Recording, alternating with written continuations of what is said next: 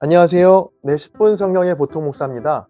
오늘은 마가복음 9장으로 한 장 묵상을 나누겠습니다. 혹시 성경을 아직 읽지 않으셨다면 먼저 성경을 읽고 오세요. 마가복음 9장입니다. 마가복음 9장은 네 부분으로 나눌 수 있습니다. 먼저 1절부터 13절까지 변화산 사건입니다. 지난 8장에서 처음으로 죽음과 부활을 말씀하신 지 엿새 후에 예수님께서는 베드로와 야고보와 요한과 함께 한 산에 오르십니다. 자, 그 산에서 놀라운 일이 벌어지는데요. 예수님의 옷에 광채가 나기 시작하더니 곧 엘리야와 모세가 나타나서 예수님과 함께 말씀을 나누고 있는 겁니다. 너무나 감격한 베드로는 이곳에 초막 셋을 지어서 여기에서 함께 살 것을 제안하죠. 그러나 곧 구름이 뒤덮였고 제자들은 구름 속에서 내 사랑하는 아들이니 너희는 그의 말을 들으라는 음성을 듣게 됩니다. 예수님은 산에서 내려오시면서 제자들에게 지금 본 것을 인자가 죽은 자 가운데서 다시 살아날 때까지 아무에게도 말하지 말라고 경고하십니다. 이어지는 11절부터 13절까지는 산 위에서 본 엘리야에 대한 제자들의 질문인데요. 당시 서기관들을 비롯한 유대인들은 말라기서 4장 5절을 근거로 메시아가 오기 전에 엘리야가 먼저 올 것이라고 믿었거든요. 그런데 방금 산 위에서 예수님과 엘리야가 함께 있는 모습을 보자 제자들은 궁금했던 겁니다. 엘리야가 지금 나타난 것이라면 예수님 말고 또 다른 메시아가 앞으로 나타나게 된다는 것인가? 라고 말이죠. 예수님은 이런 제자들의 마음을 아시곤 엘리야는 이미 왔다 갔으며 그가 바로 끔찍한 죽음을 당한 세례 요한이었음을 알려주십니다. 다음으로 14절부터 29절까지 기도를 강조하시다입니다. 예수님과 3명의 제자가 산에서 내려오자 산 아래에는 나머지 제자들과 율법 교사들 간의 논쟁이 벌어지고 있었습니다. 자, 논쟁의 발단은 이랬습니다. 한 남자가 귀신 들린 자기의 아들을 데려와서 제자들에게 귀신을 쫓아달라고 요청했지만 제자들이 쫓아내지 못했다는 겁니다. 예수님은 믿음이 없는 제자들을 답답해 하시며 즉시 귀신을 쫓아내시죠. 모든 사건이 끝난 후 제자들은 조용히 예수님께 와서 왜 우리는 귀신을 쫓아내지 못했는지를 물어봅니다. 그러자 예수님은 기도 외에는 이런 일을 행할 수 없다라고 하시면서 기도의 중요성을 말씀하십니다. 다음으로 30절부터 32절까지 두 번째 순환 예고입니다. 지난 8장에 이어서 두 번째로 예수님은 십자가 순환과 부활에 대해 말씀하시지만 제자들은 그 말씀을 깨닫지 못합니다. 마지막으로 33절부터 50절까지 하나님 나라에서 큰 사람입니다. 가버나움에 도착하신 예수님은 한 집에서 제자들을 가르치시는데요. 길을 걸어오면서 서로 누가 큰 사람인지를 토론한 것을 두고 진정 큰 사람은 섬기는 자가 되어야 한다라고 말씀하십니다. 그리고 어린아이 하나를 세우시곤 이 어린아이를 영접하는 것이 곧 나를 영접하는 것이고 지극히 작은 자들을 괴롭히거나 그들의 마음을 상하게 하는 것이 얼마나 큰 죄인지도 경고하시죠. 다른 어떤 것보다 평화를 지키며 서로 화목한 것이 중요함을 말씀하시는 것으로 마가복음 9장의 말씀은 끝이 납니다. 지난 8장에서 예수님과 3명의 제자들이 산 위에서 놀라운 체험을 하고 있을 때 산 아래에 있는 나머지 제자들에게도 한 가지 일이 생겼는데요. 어떤 사람이 귀신 들린 아들을 데려온 겁니다. 그리고 이 아들을 고쳐주기를 간구하죠. 결론부터 말씀드리면 예수님께서 변화산에 계실 때 산 아래에 있던 나머지 제자들은 귀신 들린 아이를 치유하지 못했습니다. 자, 치유하지도 못하고 그렇다고 돌려보내지도 못하는 이런 어색한 상황 중에 드디어 예수님이 산에서 내려오신 겁니다.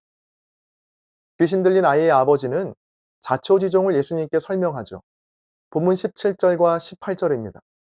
무리 중에 하나가 대답하되 선생님, 말 못하게 귀신 들린 내 아들을 선생님께 데려왔나이다. 귀신이 어디서든지 그를 잡으면 거꾸러져 거품을 흘리며 이를 갈며 그리고 파리해지는지라. 내가 선생님의 제자들에게 내쫓아달라 하였으나 그들이 능히 하지 못하더이다. 아버지는 말합니다. 예수님께서 못 고치시는 병이 없다고 하여 귀신 들린 내 아들을 주님 앞에 데려왔습니다. 그런데 마침 예수님은 안 계시고 이 제자들밖에 없어서 제자들에게 귀신을 쫓아달라고 했는데 제자들이 귀신을 쫓지 못했습니다. 자, 그러자 예수님은 19절에서 이렇게 말씀하십니다.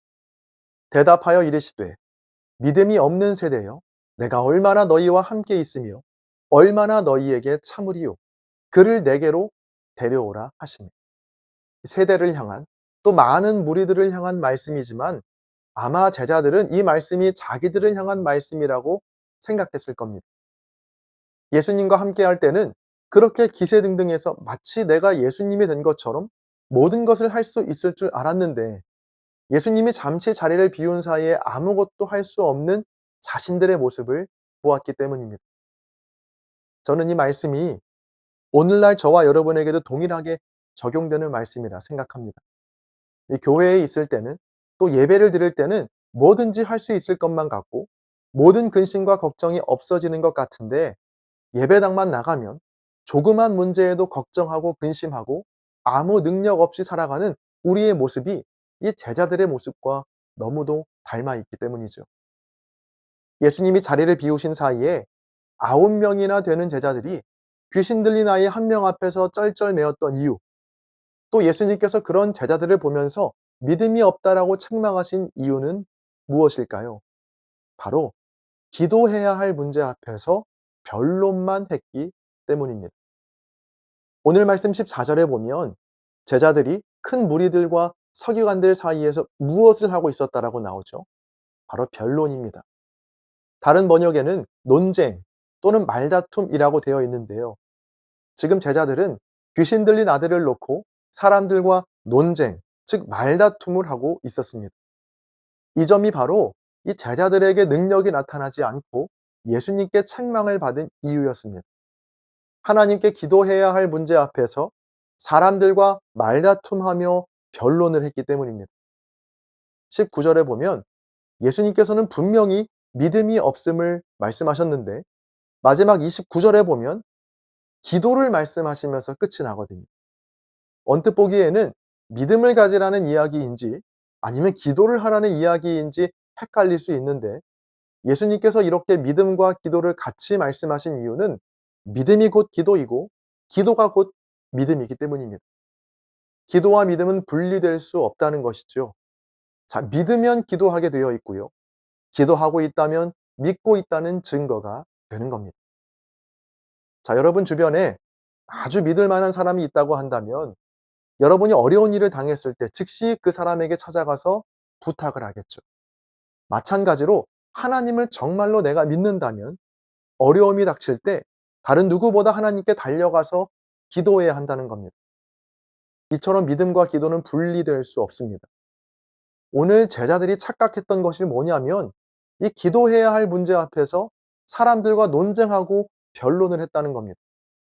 그렇게 해서는 절대 하나님의 능력과 기적을 체험할 수 없다는 것이 바로 오늘 본문의 메시지인 것이죠. 여러분, 주님의 능력을 체험하고 싶으시다면 사람과의 논쟁과 말다툼을 그치고 하나님 앞에 기도하시기 바랍니다. 저는 이 말씀이 제게는 이렇게 들렸습니다. 네가 아무리 사람들과 논쟁을 잘하고 사람들 앞에서 말을 유창하게 한다고 해서 좋은 목사가 되는 게 아니다. 그렇게 사람들과 말하는 것으론 어떤 능력도 체험할 수 없다.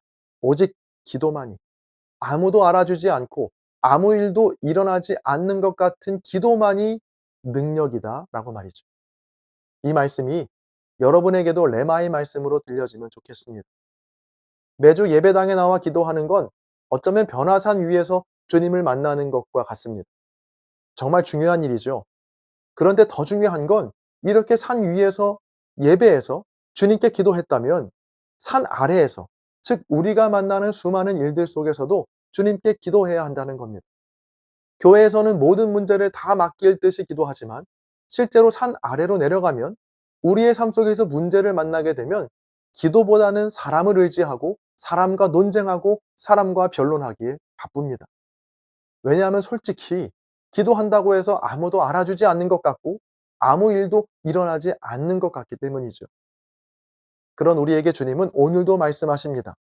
믿음이 없는 세대여, 기도 외에 다른 것으로는 이런 종류가 나갈 수 없다. 여러분, 기도만이 답입니다. 또 기도만이 능력입니다. 하루를 살아가시면서 모든 순간마다 여러분 기도하시기를 바랍니다. 오늘 하루 살아가시면서 혹시 나도 제자들처럼 기도해야 할 문제인데 쓸데없이 사람을 의지해서 그들과 논쟁하고 변론하고 있는 일들이 없는지 돌아보시고 가정과 직장과 모든 일들 속에 믿음으로 기도하시고 기도로 믿음을 증명하시는 저와 여러분들 되시기를 간절히 바랍니다. 그렇게 믿음으로 기도할 때 주님께서 내 믿음대로 될지어다. 내 기도가 응답되었다. 이렇게 놀라운 주님의 응답을 체험하는 저와 여러분 되시기를 주님의 이름으로 간절히 축원합니다. 지금은 댓글 작성 시간입니다. 오늘의 영상을 통해 아니면 여러분 각자의 묵상에서 발견한 은혜와 도전들을 댓글에 남겨주세요. 이 댓글을 적기가 부담스러우신 분들은 좋아요로 한 장 묵상에 동참해주세요. 또 공유와 책 구매를 통해 한 장 묵상을 홍보해주세요. 여러분의 나눔이 누군가에게는 큰 위로와 도전이 될 수 있습니다. 함께 찬양 들으시면서 댓글 남겨주시고요. 저는 다음 영상에서 뵙겠습니다. 감사합니다.